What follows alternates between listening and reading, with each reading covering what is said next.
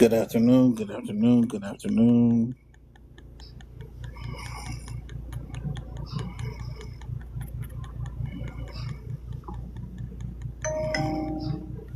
Good afternoon, good afternoon, good afternoon.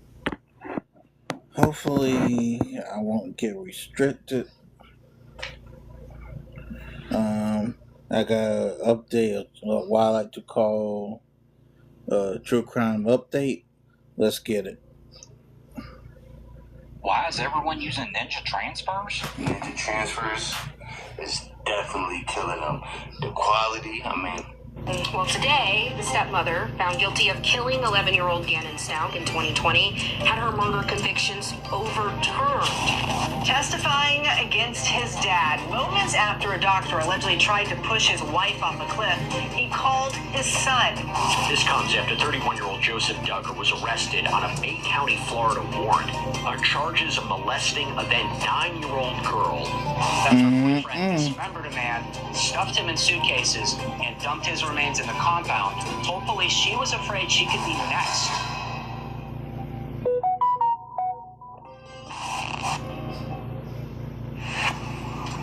Hey True Crime Besties, welcome back to an all-new episode of Serialously.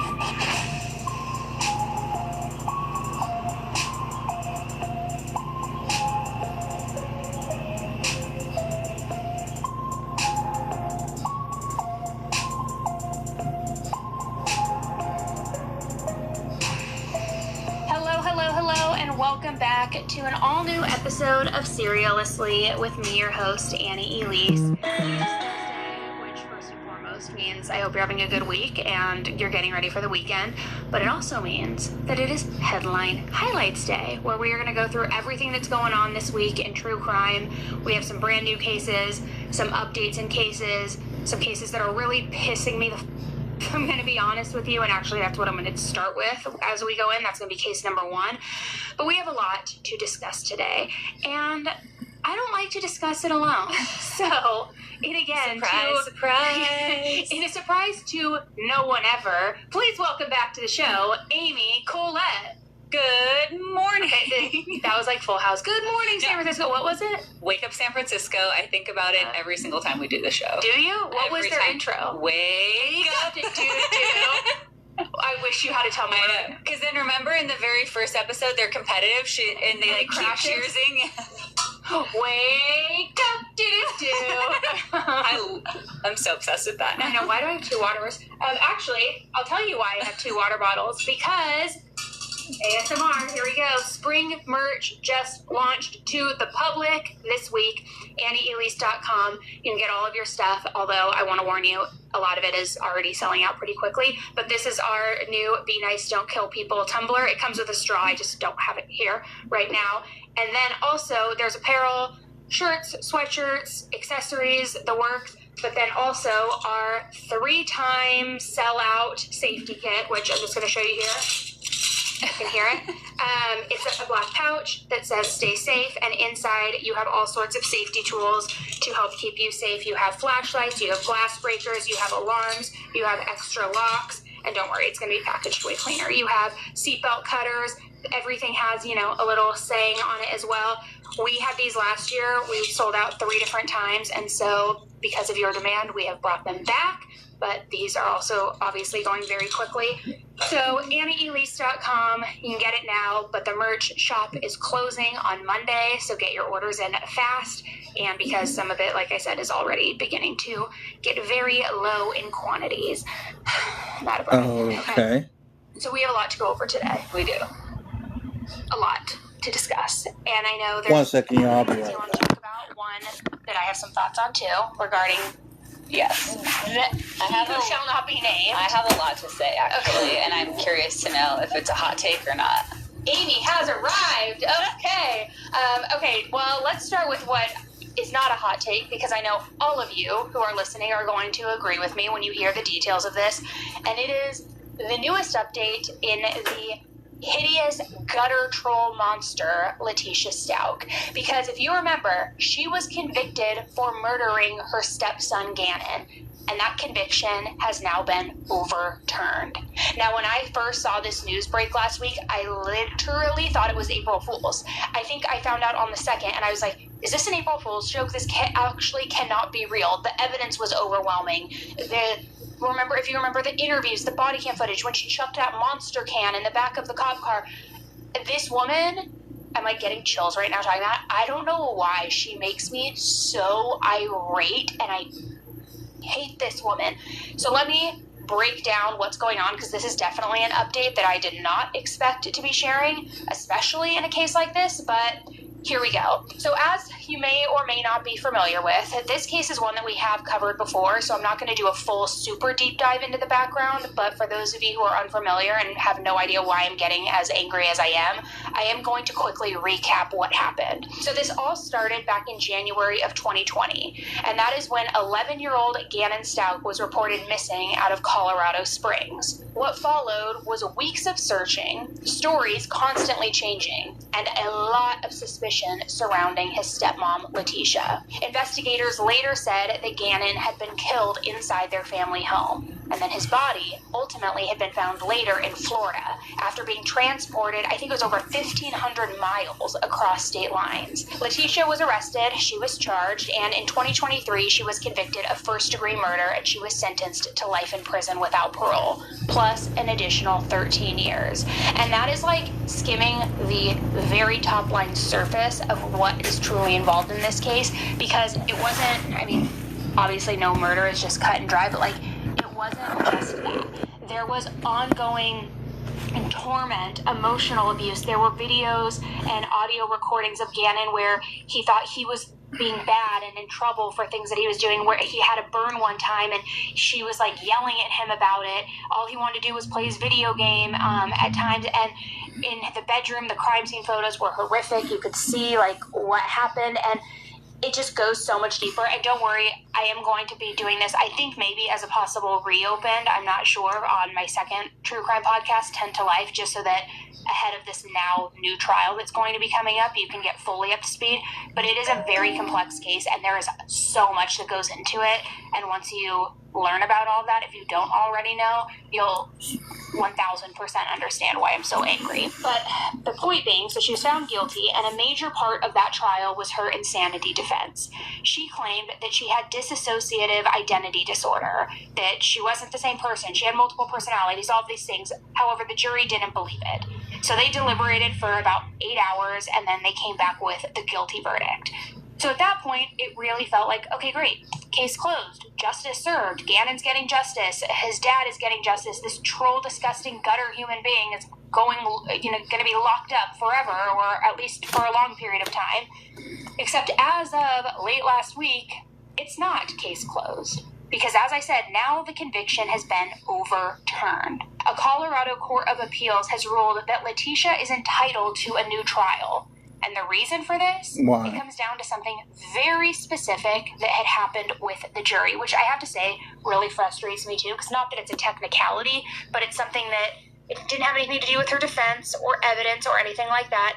It was something regarding the jury. According to reports, one of the jurors who sat in on the case had a family connection to the prosecutor's office. Specifically, the juror's son-in-law worked for the same district attorney's office that was prosecuting Letitia. And under Colorado law, that kind of relationship can create what's called implied bias, which I think that goes for a variety of states' law, not just Colorado. But it basically means that the court treats that juror as biased by default, regardless of whether they personally say that they can be fair. So during the trial, the defense actually flagged this, and they asked for that juror to be removed. But the judge denied the request. So the juror stayed on the panel, participated in deliberations, and helped decide the verdict. So now that decision, the judge saying that the juror can stay, that's what's now coming back years later. Because the appeals court looked at that and said, no, absolutely not. That was a legal error. You certainly cannot do that. So they ruled that allowing the juror to stay violated Letitia's constitutional right to a fair and impartial jury. And when it comes to something like juror bias, it's not something that you can obviously just overlook or say that it didn't matter. If a juror who should have been disqualified was allowed to sit on the case, the entire verdict can be thrown out automatically. And in this case, it did get thrown out. Now, obviously, this doesn't mean that Letitia is innocent. It doesn't mean that she's being released. It doesn't mean that the case falls apart. And truth be told, I think that there was plenty of evidence. We had covered this trial in real time when it was going on a few years ago, too. There's no doubt in my mind that she will be found guilty again. Certainly not. But it does mean that the state saw the trial as flawed, and it made this verdict no longer valid. Prosecutors have already responded to this as well, saying that they are very disappointed with the ruling, but that they still fully intend to pursue justice for Gannon. And they do have some options here. As of right now, the prosecutor is planning to take this to the Colorado Supreme Court and ask for the decision to be reviewed. And if that higher court disagrees with the appeals court, then the conviction could potentially be reinstated. But if they don't take it up, or if they agree with the ruling, then this case does move forward to a full retrial. Which, imagine what that means. Like, that means going through all of the details again, all of the horrific evidence, the crime scene photos, the audio recordings, the testimony, the insanity defense, and Letitia's batshit and crazy antics, the forensic details, everything, and putting Gannon's father and family through all of this again. Gannon's family has also already spoken out, essentially saying that they are preparing themselves to have to relive this process if it comes to that. Which, I mean, just imagine for a moment finally getting a conviction, thinking that it's over, thinking that the monster who hurt your family is behind bars, but then being pulled right back into it just a couple of years later. So as of right now, Letitia remains in custody. Her conviction has been overturned for now, and this case is kind of in that weird in-between stage where prosecutors have to decide what their next move is going to be. But either way, the case certainly is not over. I mean, not even close. I am definitely going to be following this very closely, and I will update you as soon as we know what happens next. But this bitch, I can't believe she's back on my radar. It's so frustrating when people get off on, like, the technical, not that she's getting off, but that she's even granted a new trial. And the waste of resources, time, money. The emotional distress. Yeah, exposing the family to that all over again. And I know that she is just so happy she's beaming. That's what's the most frustrating. I know. You know what? This is kind of one of those moments, not that I advocate for vigilante justice, but like... You don't? No, I don't, but sometimes I do believe that, like, jailhouse justice does need to take its course. I mean, there's a reason people believe in karma. True. I hate this one. And she looks like a wet rat every time you see her. Ooh, Honestly. damn. Have you seen a picture of her? Yes. She looks like a wet, greasy rat, and I hate her. I need to take a drink of water. Okay. Take it away, O'Brien. Well, and you know this one really well. Yeah, I'm about to get pissed off times 2. Here we go. Yeah. Okay. So this next case is currently on trial. We've been following it closely. Annie covered it multiple times on Hulu Doc with Nancy Grace. I think you've talked about it on the pod. And things have shifted in a major way now in the courtroom because Gerhard Koenig has taken the stand in his own defense. Now, if you're not familiar with the case, we talked about it a little bit a couple weeks ago also. Gerhard Koenig is an anesthesiologist on trial for allegedly attempting to murder his wife in 3 different ways during a hike in Hawaii. Now, here's the thing.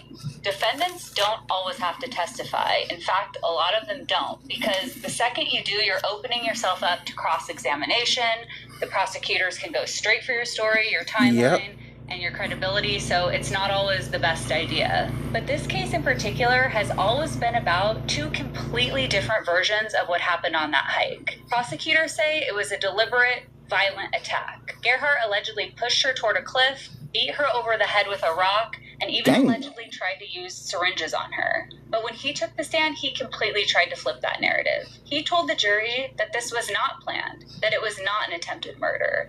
Instead, claims that this was self-defense, that his wife shoved him near the edge of the cliff, and what followed was a physical struggle when he reacted. And really, the entire goal of his testimony was to introduce reasonable doubt, reframe the intent, and take what the prosecution is calling calculated and turn it into something chaotic, reactive, and unplanned.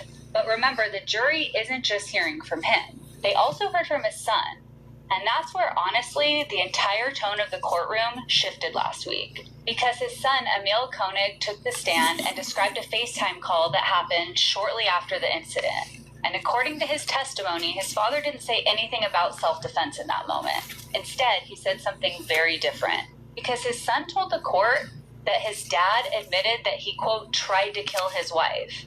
And not only that, but he described seeing what appeared to be blood hearing his father not talk about coming back, and even making statements about what sounded like final decisions, like telling him to, quote, take care of his siblings. So just think about that for a second, because now the jury is sitting there with two versions of events being told within about 48 hours of each other. One version, tap the screen, tap the screen, please. Under oath saying, please tap the screen. Self-defense.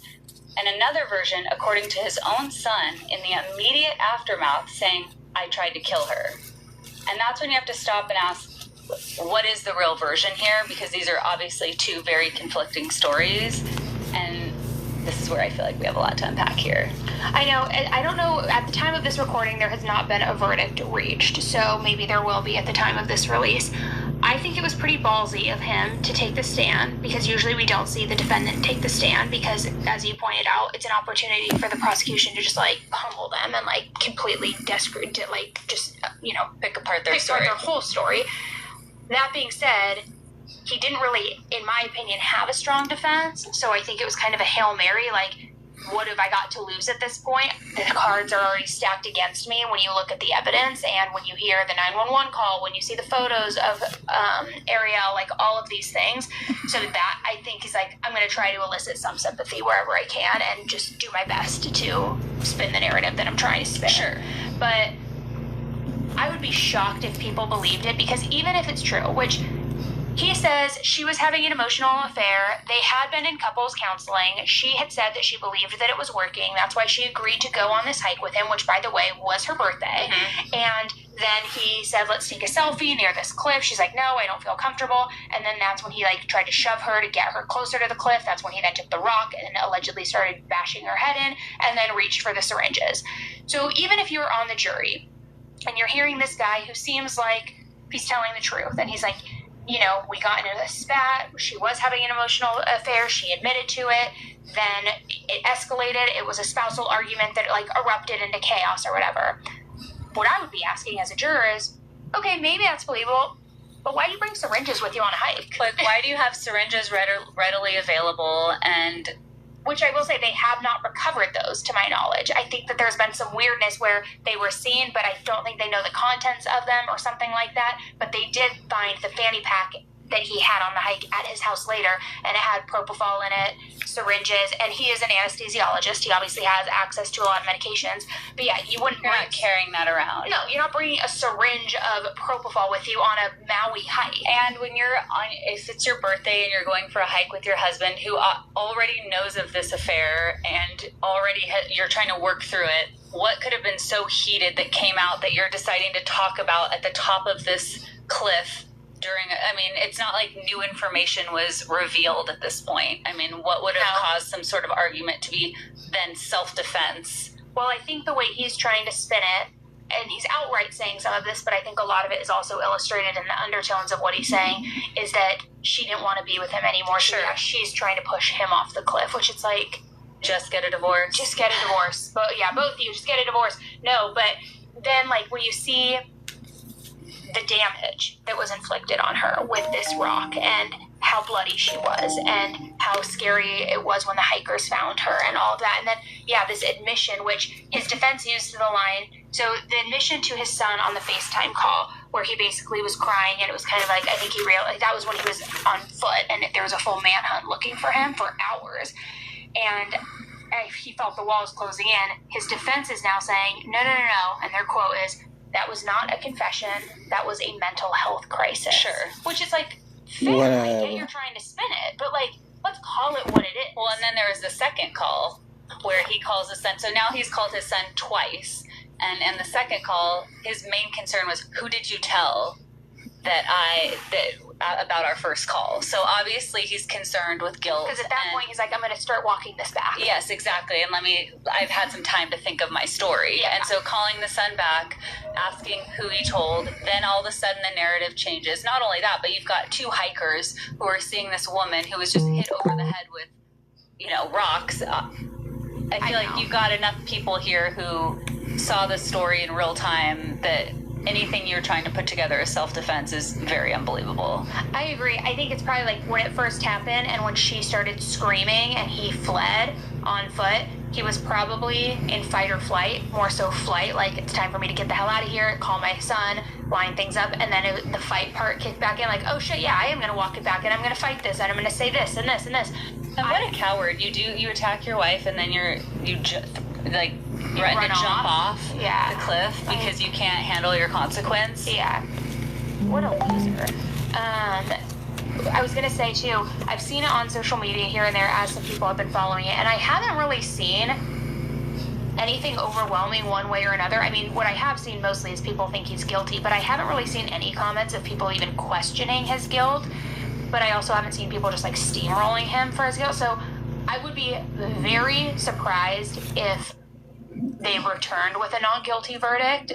Oh, I would be shocked. But there is maybe 5% of me that could maybe see if they get one juror on there who has some sort of doubt, who has been in a marital spat before, who has had a cheating spouse before, who knows that sometimes, behind the curtains of a marriage, there are some fights, things get ugly sometimes, not combative and like physical, but arguments and things escalate to where it just takes that one person to hold out. I don't know. But if she came and attacked him, that would be the first thing you say on a phone call. You wouldn't say, I tried to attack this person. And also, the syringes. Explain the syringes. The syringes, for sure. And I felt so terrible for Emil on the stand because I just imagine, you're a teenage boy who now is receiving a call about horrific news. How could you ever even wrap your mind around that in and of itself? But now you have your father who's threatening to harm himself, and you're now the responsible parent in this scenario who's trying to de-escalate it. You've got 2 younger siblings that you're living with, that you're also concerned with. You have this enormous weight of responsibility that you should never have, and that was awful. And then here, I'm curious to know what all of you think and what you think. Those attorneys, was that their first trial? No. It honestly felt like a mock trial, and I was watching like them Why do you practice say that? court. Their questions were terrible. The way they phrased it, they had to recorrect themselves so many times. They asked the same thing over and over again. It really felt like amateur hour, and like they were pretending to be attorneys. It was really weird. Big yikes, and now watch, they get the not guilty, and you're like, they were just I don't know. I'm attorneys. curious to know. Specifically, I didn't, specifically with the son's testimony, I felt like the way they were leading it was very They could have been trying to trip him up, but did you catch this with the son's testimony? Obviously, I don't know if he supports his dad, if he is, if he forgives him or believes him or anything, but he did refer to him on the stand as the defendant. Yes. Not my dad. We're like kind of creating that boundary and that separation, and I thought that was interesting. Unless he was, maybe I'm overthinking it, and he was just trying to be more formal, being like, and who was that? The defendant, rather than like my dad right there. So, but I thought that was interesting. I know. I don't know. We'll see when the verdict comes. I wonder if there is an estimated time. Let me actually look. Right now, there is no verdict. So again, this could be completely moot when this releases. But let's see. We'll soon learn his fate. Let's see what this says. Oh, closing arguments, are expected on Tuesday. So we might have a verdict by the time this releases. We will see. This damn chair. Whoa. Let's talk about something that so many women experience, but not enough people actually talk about, and that is vaginal health. Because the truth is, things like hormones, workouts, tight clothing, even just everyday life, it can completely throw off your vaginal pH and flora. And when that balance is off, it can lead to discomfort, insecurity, just not feeling like yourself, and that is where Uro comes in. Urovaginal probiotic is specifically formulated to support vaginal health from the inside out. It has a blend of 4 powerful probiotic strains plus prebiotics to really help everything work more efficiently, to support healthy pH, healthy vaginal flora, overall balance, and when you take it daily, just 2 capsules a day, many women have noticed real improvements in as little as 8 weeks, sometimes even sooner. We're talking about feeling more comfortable, more confident, more like yourself again. A lot of the reviews have said that their intimacy has improved because that they have felt more confident, because when your body feels balanced, everything else just feels better too. So if you've been dealing with any of those issues, or you just want to stay proactive about your health, this is definitely something worth trying. Take proactive care of your health and head to opositive.com/AE or enter AE at checkout for 25% off your first purchase. That's opositive.com/AE for 25% off. You know those moments during the day where you just need, a little something, maybe it's a mid-afternoon slump or you're craving something comforting. You still want to stay aligned with your wellness goals though, so you're not like reaching for the chocolate or the Cheez-Its if you're me and all of these things, but you feel like you need a pick-me-up. Well, that is why you will probably love Kachava's new coffee flavor, because it's the perfect balance of indulgence and intention. You get rich, smooth coffee flavor, but with premium decaffeinated Brazilian beans, but it's also packed with real whole body nutrition. And I've talked to you about their shakes before too. Kachava is an all-in-one nutrition shake that is made with high quality plant-based ingredients. No fillers, no artificial flavors, no sweeteners, just clean, nutrient-dense fuel. I personally like their strawberry flavor a lot. I sometimes will have it in the morning. You can mix it with different things. It's great. And each serving gives you 25 grams of protein, 6 grams of fiber, plus greens, adaptogens, probiotics, and essential vitamins and minerals. So while it tastes like a nice little yummy treat, it actually is supporting your energy, your digestion, your metabolism, and overall wellness. And that's what I love about it. It satisfies the cravings, but it also supports your body. So whether you're starting your morning, you're resetting in the afternoon, or you just need something quick and nourishing, it is such an easy go-to. And for all those coffee drinkers, instead of actually grabbing the cup of coffee, you definitely need to try their new coffee flavor, because it's like a substitute, but better for you. So treat yourself to the flavor and nutrition that your body craves. Go to Kachava.com and use code AE for 15% off your first order. That's Kachava, KACHAVA.com, code AE.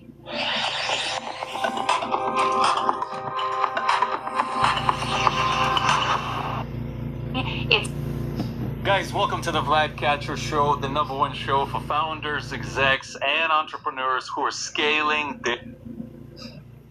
It's the hush, stay quiet. If somebody's doing something, we're going to get them private treatment. That's why they had sent Josh off to that weirdo camp years and years before his arrest when he was touching his sisters. And it's like they try to just handle it within the family. And it's like, well, no, now more people are coming in. And here's what I got to say. Not trying to shame anybody who may be a victim in this in terms of like marrying into this family, not the victims they've actually abused, but because they may have grown up in the cult as well and they could have been brainwashed and they don't know. But like, who the hell is willingly marrying into this family? That's what I was thinking. I'm thinking that's so sad, like guilty by association for anybody married in or children or associated with that family. And it's sad, especially for kids who have the stigma then, because to your point, I mean, you're not letting your kids go play over at that house, or you probably wouldn't even encourage a friendship, because who knows what's going to be said or shared. Right. And you just want to shield your children from that. Well, imagine and I get it. I don't know how long she knew the family and grew up with them, Kendra and even Anna, I guess, if we're talking about everybody. But imagine if right now I came to you and I was like, I'm dating this guy. His name's Joseph. He was on a reality show called 19 Kids and Counting. He has this big family. He's all about family values. He has a little bit of weird beliefs, but all this. And his brother is currently in federal lockup for CSAM material, but I really like him. So I'm going to marry him and have children with him and let him around my kid. I don't know. There's just something. I mean, it's hard because I know that you don't want to think that they're guilty because of their family members' behavior, but in situations like this, it is bred from within. Too, when there's multiple situations within a family, it's one thing when it's just an isolated incident, but when you realize, perhaps this is a result of their environment and how it's in their control, but also there's some of it that just was naturally part of their environment and probably instilled in them. So destigmatized and all that. Because even the mom in old interviews with her tiny little voice and stuff would say things like she didn't have a firm grasp on reality. No, and she was very much you follow the male, they're the patriarch of the family, you just are there to support them, you're there to have sex with them, you're there to do whatever they need so they can provide and be the man. And it could be a coping mechanism too. I've known people who have had some unfortunate family situations where they have said my mom just kind of disassociated because it was just easier to not acknowledge what was going on. I just these scumbag people, Josh, Joseph, even though he hasn't been convicted yet, Kendra too, we'll see what is the truth and what's going on in all of that. I don't know, however you frame it, it just is not looking good for them. And you have all of these pieces happening at once. Joseph's out of jail. Kendra has now been separated from the children for a period of time. Their home is no longer functioning as their family home, and somehow it's being turned into like a source of income, renting it out, selling things off, doing whatever they need to do, and just, doing whatever they need to do, I guess, to stay afloat. So for now, this is where things stand, at least for this week. But based on how quickly things have been evolving over the last couple of weeks, this is one of those cases where we probably are going to keep seeing updates, even though they may slow down for a bit at some point.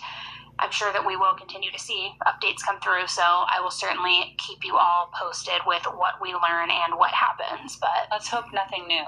Let's hope nothing new, and let's hope that, look, I'm all for reunification and getting people back with their family if it's a safe environment, but this, based on what we know, and we only know a little fraction of it, it does not feel like a safe environment. So 30 days, in my opinion, is not enough. They need to go with, it's hard because you want to say they need to go with a family member. I know, what family member? Say that. It's crazy. And then so sad. These poor kids who did nothing but be born into this, It's awful. Well, I'm going to give you one guess as to what state this next case is out of. Give me a headline or a hint of what it involves. A heavy crime state. Florida. Yes. Florida, really? Yeah. I couldn't even tell you a first letter. Sorry, all my, Floridians. I love you guys. I know, but I'm actually going to be there next week, so I love wild. You. Well, this next one has many, many layers to it and just keeps getting worse because it started as a missing persons case in Florida and then quickly turned into something that people are comparing to a real-life episode of Dexter and not just in a casual way. So here's what we know. Back on March 28th, police in Palm Bay, Florida, were called out to a remote area known as the Compound after people noticed vultures circling around an abandoned suitcase. And when officers got there, they didn't just find one suitcase, they found two, and both contained human remains. And when officers got there, they didn't find just one suitcase, they found two, both containing human remains. And inside one of those suitcases, investigators found a knife and an Amazon package with a name on it, Lucas Sander Jones. So almost immediately, police had a lead and a lot of questions that needed to be answered. And when they started digging into that, everything started to unravel. Because around that same time, a 28-year-old man named Coley Lee Daniel had just been reported missing. And he had last been seen on March 20th going into 19-year-old Lucas Jones's house. That same person whose name was on that Amazon package. Now here's where things start to get strange. According to the court documents, Coley's parents actually went looking for him that night when he didn't come home. They used Find My iPhone to track Coley's iPad and ended up at Lucas's house. When they went up to the door, asking to see Coley, just wondering where he was, Lucas said that he was inside, but that he didn't want to come to the door. So Coley's parents refused to leave until they actually saw him with their own eyes. But Lucas refused to let them in. Police even responded shortly after and again the next morning. But Lucas also refused to let them in and reported that there were no signs of Coley being at the house. So now investigators were working backwards. There were two suitcases found with human remains connecting to that missing person and going back to the last place where that missing person was seen alive. And again, that led them right back to Lucas's house. And when they executed their search warrant, they reportedly found blood inside the home and a knife, similar to the one recovered from the suitcases. But then came something else that really shifted everything, because a huge part of the case came from Lucas's girlfriend. She gave police a version of events that wasn't entirely accurate. But later she came back and changed her whole story, and what she told them was honestly chilling. She said that Lucas confessed to her, telling her, quote, "I killed somebody and cut him up." And according to her statement, he didn't just say it, but he explained exactly what had happened. She told investigators that Lucas said he beat Coley with a baseball bat, then dismembered his body using a knife, cleaver, and saw, before placing the remains into suitcases and dumping them at the compound. Which again, lines up exactly with what police found. Now, the girlfriend's statements don't stop there. She allegedly told police she initially lied because Lucas had coached her on what to say and that she was afraid of him. to the point where she thought she could even be next. She also described there being blood in the house, being asked to help clean, and even driving Lucas to the compound and seeing him unload containers and leave them there, not knowing what he was dumping. But what was Lucas's motive? Well, according to investigators, this wasn't random. They believe he specifically targeted Coley because he was a registered sex offender. There are even claims that Lucas had looked up or printed lists of sex offenders in the area beforehand. So when you hear what comes next, just keep that in mind. Because the part that has shocked everyone is that investigators say Lucas allegedly kept some of the victim's blood on microscope slides, which is why some people are drawing comparisons to the TV show Dexter, mostly because of the blood on the slides, but also because of this idea of vigilante justice. And as far as charges go, this escalated very quickly. Lucas was initially arrested on charges related to tampering with evidence, abuse of a corpse, and improper disposal of human remains. And he actually bonded out. But then, just days later, he was rearrested on a second-degree murder charge and is now being held without bond. At this point, investigators have confirmed this was a homicide involving blunt force trauma and dismemberment. And what investigators are saying about the motive, there may still be a lot more to this case than what happened just that night. So we'll be following along to see if there's any more answers or explanation as to why he did this. I mean, my first question was, what's a 19-year-old doing hanging out with a 28-year-old? That's a pretty big difference. And I mean, for a 19-year-old to be capable of that kind of violence is scary. But also, then when Coley's parents tracked him, they tracked his tablet to Lucas's house, which in my mind would make me think they were friendly enough to be hanging out. Like, who just brings an iPad over to somebody's house unless you're hanging out or unless you're trying to sell the iPad or something like that. Yeah. There is something weird, I fear, with their There's relationship. something weird, and like, why do you have this, why can't I think of the word? Like hatred and motivation to seek out the registered sex offenders and then bring justice in your own way. So that leads me to think, like, was there perhaps some sort of past trauma, or were they friends, and was Coley aggressive toward him? And because again, they were hanging out and he was at his house and he brought his tablet over and things like that. Like, but it sounds like he pulled the list beforehand. I think he had pulled a list to see people, who were out there, and it did say that.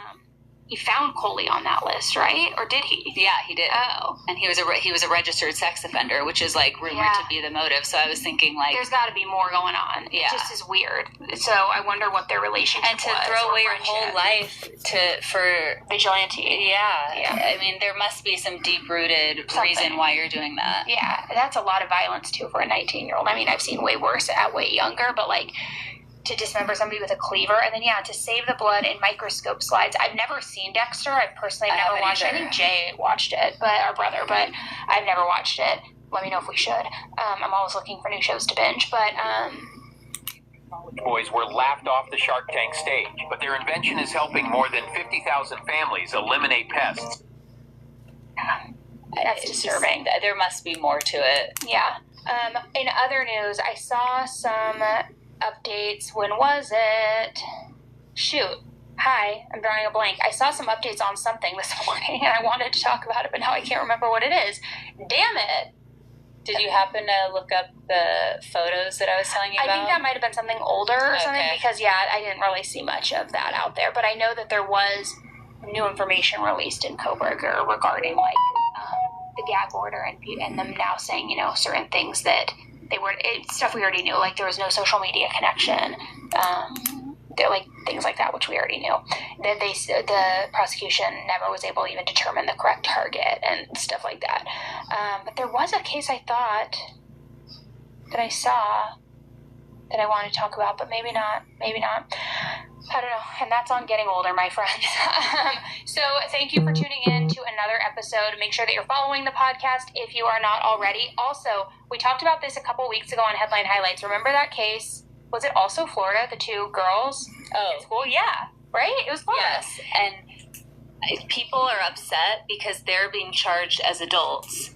but then you have Anna Kepner's stepson, stepbrother that's being charged as a minor. So people are like not understanding Florida right now. Well, and Aiden Fucci was charged as an adult. I think it probably depends on the district and all of that. But a couple weeks ago in Headline Highlights, we talked about this case of the 2 girls in high school who were plotting their classmate's murder. If you remember and listen to that episode, she was planning to murder him so that she could not reincarnate, but bring back to life the Sandy Hook shooter, Adam, and that she was going to slash his throat in the bathroom stall, smoke a cigarette, bring this guy back to life who she's in love with or whatever, and it's her and a friend of hers that, like, planned this whole thing together.